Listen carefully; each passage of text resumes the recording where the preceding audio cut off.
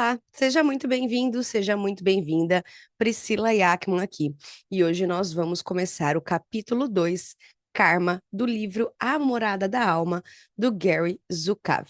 Lembrando que é uma leitura fidedigna ao capítulo e que esse áudio aqui, esse vídeo, serve para você que não consegue fazer a leitura do livro.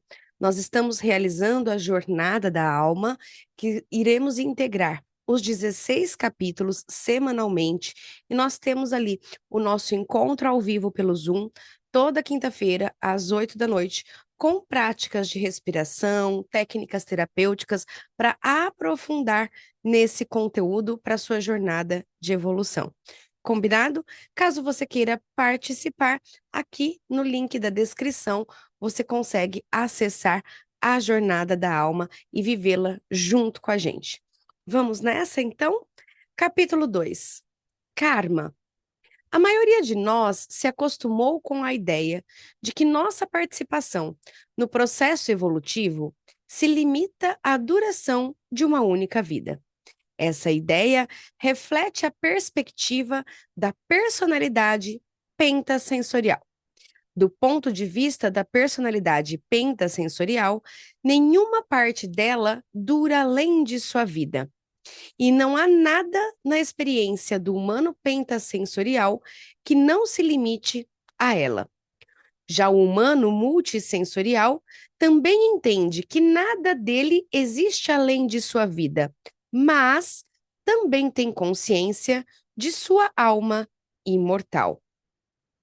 A vida de sua personalidade é uma miríade de experiências de sua alma. A alma existe fora do tempo. A perspectiva da alma é imensa e a percepção da alma vai além das limitações da personalidade. Almas que escolheram a experiência física da vida, tal qual a conhecemos como um caminho de evolução, geralmente encarnaram suas energias muitas vezes nas formas psicológica e física. A cada encarnação, a alma cria uma personalidade e um corpo diferente. A personalidade e o corpo, que para o humano pentasensorial constituem a totalidade empírica de sua existência, são, para a sua alma, os instrumentos únicos e perfeitamente apropriados de uma encarnação em particular. Cada personalidade contribui à sua maneira com suas aptidões e lições específicas para aprender consciente ou inconscientemente sobre a evolução de sua alma.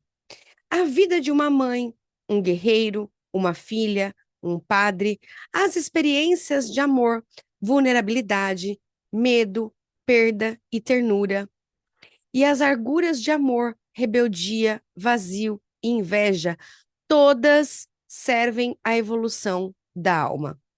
Cada característica física, emocional e psicológica que constitui uma personalidade e o seu corpo, braços fortes ou fracos, intelecto obtuso ou sagaz, disposição feliz ou desesperada, pele amarela ou preta, até cor de cabelo e olho, serve perfeitamente ao propósito de sua alma.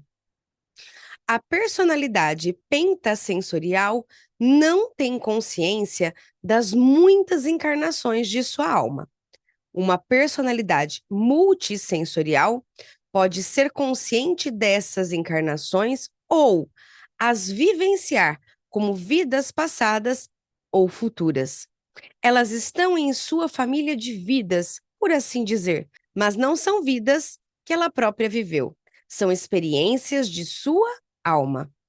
Do ponto de vista da alma, todas as encarnações são simultâneas. Todas as personalidades existem ao mesmo tempo. Portanto, a libertação da negatividade que ocorre em uma das encarnações da alma beneficia não apenas a ela, mas também todas as outras. Como a alma em si não se limita ao tempo, O passado de uma personalidade, bem como o seu futuro, é melhorado quando uma personalidade se liberta de correntes de medo e dúvida. Como veremos, quando uma personalidade se liberta da negatividade, isso também beneficia um grande número de outras dinâmicas da consciência. Algumas delas podem ser compreendidas pelo humano pentasensorial, mas não são entendidas como dinâmica da consciência, nem algo relacionado a seus processos internos, como a consciência e a evolução de seu sexo, sua raça, sua nação e sua cultura. Outras vão muito além da capacidade perceptiva do humano pentasensorial. Uma vida consciente, portanto, é um tesouro inestimável. A personalidade e o corpo são aspectos artificiais da alma. Quando terminam de exercer suas funções, ao fim da encarnação da alma, a alma os liberta. A personalidade e o corpo chegam ao fim, mas a alma não. Depois de uma encarnação, a alma volta ao seu estado imortal e atemporal. Ela volta depois a seu estado natural de compaixão, clareza e amor ilimitado. Este é o contexto em que nossa evolução ocorre: encarnação e reencarnação contínuas da energia da alma na esfera física em nossa escola terrena. Por que isso acontece? Por que é necessário falar de personalidades e almas? A encarnação de uma alma é uma redução imensa do poder da alma a uma escala que seja apropriada a uma forma física. É uma redução de um sistema de vida imortal na estrutura do tempo e na duração de alguns anos. É a redução de um sistema perceptivo que participa simultaneamente, por meio da vivência direta, de inúmeras vidas, algumas físicas, outras não. E não apenas 5 sentidos. A alma escolhe voluntariamente ter essa experiência para se curar. A personalidade são as partes da alma que precisam de cura, bem como as partes que a alma concedeu ao processo de cura nesta vida, como compaixão e amor. Os aspectos fragmentados da alma, os aspectos que precisam de cura, têm que interagir na matéria física para que cada parte da fragmentação possa se tornar plena. A personalidade é como uma mandala complexa formada por essas partes fragmentadas e pelas partes que não são fragmentadas. Isso vem diretamente das partes que a alma decidiu trabalhar para curar nesta vida, que precisam vivenciar a matéria física, e das partes que a alma deu ao processo de cura em que você está envolvido. É por isso que se pode ver dentro da personalidade de uma pessoa tanto o sofrimento fragmentado da alma, da qual ela se formou, como a graça que a alma conquistou, que é a parte amorosa da personalidade. Considere como a alma é poderosa, se pode ter parte dela que vivencia grande amor, outra que vivencia medos e uma parte que talvez seja neutra, mas outra que vivencia esquizofrenia e uma parte que é radicalmente solidária. Se qualquer uma dessas partes estiver incompleta, a personalidade que a alma forma estará em desarmonia. A personalidade harmoniosa é aquela em que a alma circula facilmente através da parte de si que está em contato com sua encarnação física. A alma existe. Ela não tem começo nem fim, mas flui rumo à plenitude. A personalidade desponta como uma força natural da alma. É uma ferramenta energética que a alma adapta para atuar dentro do mundo físico. Cada personalidade é única, porque a configuração de energia da alma que a formou é única. Ela é, por assim dizer, a persona da alma que interage com a matéria física. É um produto formado a partir do aspecto vibracional de seu nome, do aspecto vibracional de sua relação com os planetas no período de sua encarnação e dos aspectos vibracionais de seu ambiente energético, bem como dos aspectos fragmentados de sua alma que precisam interagir na matéria física para serem levados à plenitude. A personalidade não atua de modo independentemente da alma. Na medida em que a pessoa está em contato com suas profundezas espirituais, a personalidade é tranquilizada, porque a energia da consciência foca seu centro energético e não sua fachada artificial, que é a personalidade. Às vezes, a personalidade parece uma força que corre solta pelo mundo sem se prender à energia de sua alma. Essa situação pode ser a origem do que chamamos de um ser humano mau e pode ser a origem de um ser humano esquizofrênico. É o resultado de a personalidade ser incapaz de encontrar seu ponto de referência ou conexão à sua nave-mãe, que é a sua alma. Os conflitos de uma vida humana são diretamente proporcionais à distância em que uma energia de personalidade existe em relação à alma e, portanto, como veremos, a uma posição irresponsável de criação. Quando uma personalidade está em total equilíbrio, você não consegue ver onde ela termina e onde começa a alma. Esse é um ser humano pleno. O que está envolvido na cura de uma alma? A maioria de nós está acostumado com a ideia de que somos responsáveis por algumas de nossas ações, mas não todas. Nós nos consideramos responsáveis, por exemplo, pela boa ação que nos aproxima do nosso vizinho ou por nossa reação positiva a ela. Mas não nos consideramos responsáveis pela discussão entre nós e o nosso vizinho ou por nossa reação negativa a ela. Consideramos-nos responsáveis por fazer uma viagem segura se paramos para verificar as condições do carro antes de começá-la.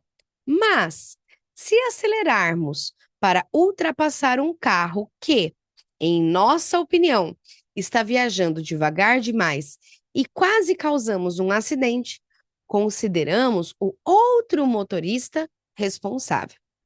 Se ganhamos nosso pão através de um negócio bem-sucedido, o crédito é nosso.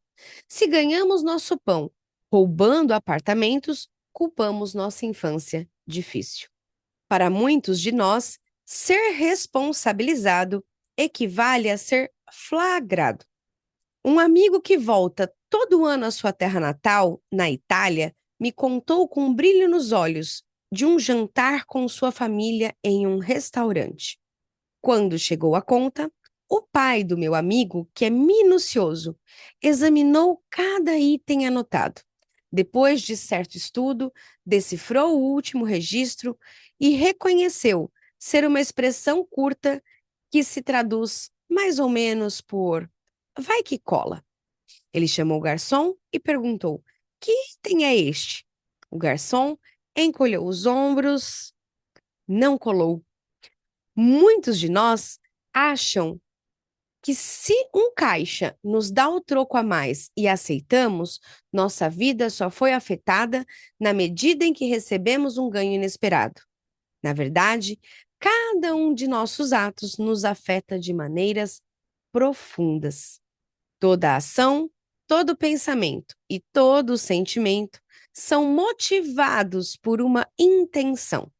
E essa intenção é uma causa que existe indissociável a um efeito. Se participamos da causa, não é possível que não participemos do efeito. Nesse sentido mais profundo, somos responsáveis por todas as ações, todos os pensamentos e todos os sentimentos, ou seja, por todas as nossas intenções. Devemos partilhar do fruto de todas as nossas intenções.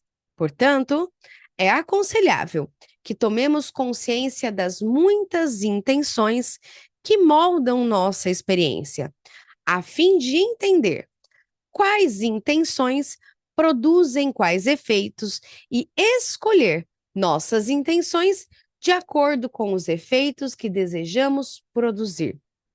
É desse modo que aprendemos sobre a realidade física na infância e que refinamos nosso conhecimento sobre ela na vida adulta.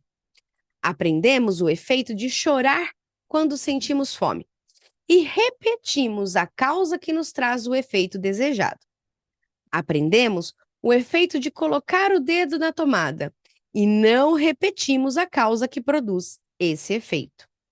Também aprendemos sobre as intenções e seus efeitos por meio de nossas experiências na realidade física. Mas aprender que essas intenções produzem efeitos específicos e que efeitos são esses é um processo que avança lentamente quando nosso aprendizado deve ser feito unicamente pela densidade da matéria física. Raiva, por exemplo, causa distância e interações hostis.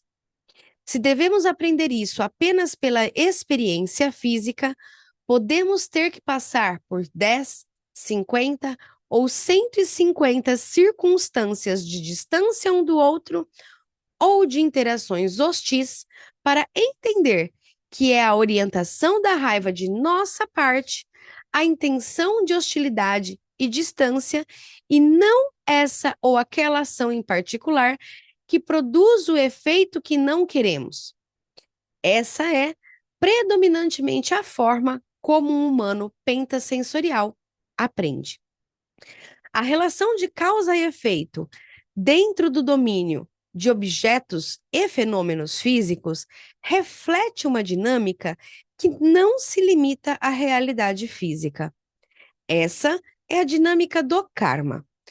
Tudo no mundo físico, incluindo cada um de nós, é uma parte pequena da dinâmica que é mais extensa do que o humano pentasensorial consegue perceber.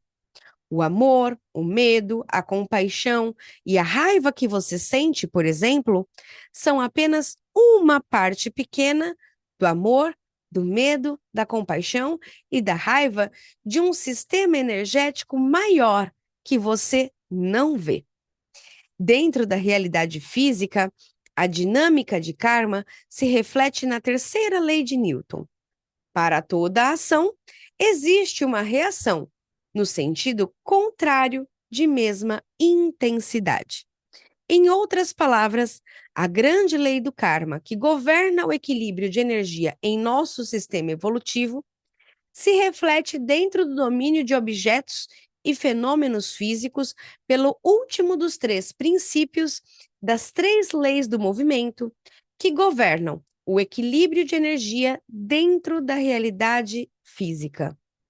A lei do karma é uma dinâmica energética impessoal. Quando seus efeitos são personalizados, isto é, vivenciados do ponto de vista da personalidade, eles são experimentados como uma inversão no sentido de um retorno ao remetente da energia de sua intenção. É assim que a personalidade vivencia a dinâmica impessoal descrita pela terceira lei como uma reação contrária e de mesma intensidade. A pessoa com uma intenção de ódio aos outros vivencia a intenção de ódio dos outros. A pessoa com uma intenção de amor aos outros vivencia a intenção de amor dos outros e assim por diante. A regra de ouro é um guia comportamental que se baseia na dinâmica de karma. Uma declaração personalizada de karma seria: você recebe do mundo o que dá ao mundo. Karma não é uma dinâmica moral. Moralidade é uma criação humana. O universo não julga. A lei do karma governa o equilíbrio de energia dentro do nosso sistema de moralidade e do de nossos próximos. Ela serve à humanidade como um professor impessoal e universal de responsabilidade. Toda causa que ainda não produziu seu efeito é um evento que ainda não se completou. É um desequilíbrio energético que está no processo de se equilibrar. Esse equilíbrio de energia nem sempre acontece dentro do período de uma única vida. O karma de sua alma é criado e equilibrado pelas vidas de suas muitas personalidades, incluindo você. É comum uma personalidade sentir efeitos criados por outras personalidades de sua alma. E, por outro lado, criar desequilíbrios energéticos que não conseguem se corrigir em sua própria vida. Portanto, sem conhecimento de sua alma, reencarnação ou karma, nem sempre é possível para uma personalidade entender a relevância ou o sentido dos acontecimentos de sua vida, tampouco entender os efeitos de suas reações a eles. Por exemplo, uma personalidade que explora os outros cria um desequilíbrio de energia que deve ser corrigido pela experiência de ser explorado por outros. Se isso não puder ser realizado dentro desta personalidade, outra de suas personalidades vai sofrer a experiência de ser explorada por outras pessoas. Se essa personalidade não entender que a experiência de ser explorado pelos outros é o efeito de uma causa prévia e que essa experiência está completando um processo impessoal, ela vai reagir de um ponto de vista pessoal em vez do ponto de vista de sua alma. Ela pode ficar furiosa, por exemplo, ou vingativa, ou deprimida. Pode descontar nos outros, tornar-se cínica ou se retrair de tristeza. Cada uma dessas reações cria karma, outro desequilíbrio de energia, que, por sua vez, deve ser reequilibrado. Dessa forma, uma dívida kármica foi paga, por assim dizer, mas outra ou outras foram criadas. Se uma criança morre no começo da vida, não sabemos que acordo foi feito entre a alma dessa criança e a de seus pais, ou que cura foi cumprida por essa experiência. Embora sejamos solidários à angústia dos pais, não podemos julgar esse acontecimento. Se nós ou os pais dessa criança não entendermos a natureza impessoal da dinâmica que está em ação, podemos reagir com raiva contra o universo ou contra os outros, ou nos culpar se sentirmos que nossas ações foram inadequadas. Todas essas reações criam karma e assim surgem mais lições para a alma aprender, mais dívidas kármicas para a alma pagar. Para nos tornarmos plenos, a alma deve equilibrar a sua energia, deve sentir os efeitos que causou. Os equilíbrios energéticos na alma são as partes incompletas da alma que formam a personalidade. Personalidades em interação são almas que estão buscando se curar. Se uma interação entre almas é curadora ou não, isso depende da capacidade da personalidade envolvida de olhar além de si mesma e da outra personalidade para a interação de suas almas. Essa percepção atrai automaticamente compaixão. Toda experiência, bem como toda interação, proporciona a você uma oportunidade de olhar do ponto de vista de sua alma ou do ponto de vista da sua personalidade. O que isso quer dizer em termos práticos? Como uma personalidade consegue olhar para além de si mesma e ver sua alma em interação com a alma dos outros?